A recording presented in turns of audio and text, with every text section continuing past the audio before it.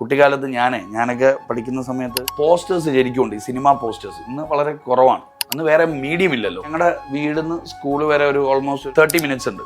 അപ്പോൾ ഈ 30 മിനിറ്റ് യാത്രയിൽ ഞാൻ ഇങ്ങനെ റോഡിൽ ഈ പോസ്റ്റേഴ്സ് നോക്കും. പുതിയ പടങ്ങൾ ഇറങ്ങുമ്പോൾ ഒരു 3-4 ഡിഫറെൻറ്റ് പോസ്റ്റേഴ്സൊക്കെ കാണുള്ളൂ. ഞാൻ ഈ 4 പോസ്റ്റർ അല്ലെങ്കിൽ 3 പോസ്റ്റർ കണ്ടിട്ട് സ്കൂളെത്തുമ്പോൾ ആ സിനിമ കാണും, തള്ളും. ഞാൻ പോയി കണ്ടെന്ന് പറയും സിനിമ.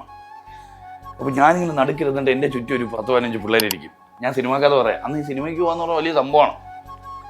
ഞാൻ കഥയൊക്കെ ഇങ്ങനെ പറയും. എടാ അവൻ അവിടെ ചെന്നിട്ട് ഇങ്ങോട്ട് പോയപ്പോഴത്തേക്ക് അവിടെ കുടുംബം നഷ്ടപ്പെടുന്നത് കൊണ്ട് ഞാൻ ഭീകര കഥ വിഷ്വലൈസ് ചെയ്യിപ്പിക്കാനുള്ള കഴിവുണ്ടാവണം, ഇമാജിനേറ്റ് ചെയ്യിക്കാനുള്ള കഴിവ്. സെയിൽസുകാരന് വേണ്ട അൾട്ടിമേറ്റ് കഴിവാണ് ഇമാജിനേഷൻ പവർ. ഫ്യൂച്ചറിനെ പ്രസന്റിലായിട്ട് കാണിച്ചു കൊടുക്കാൻ പറ്റണം.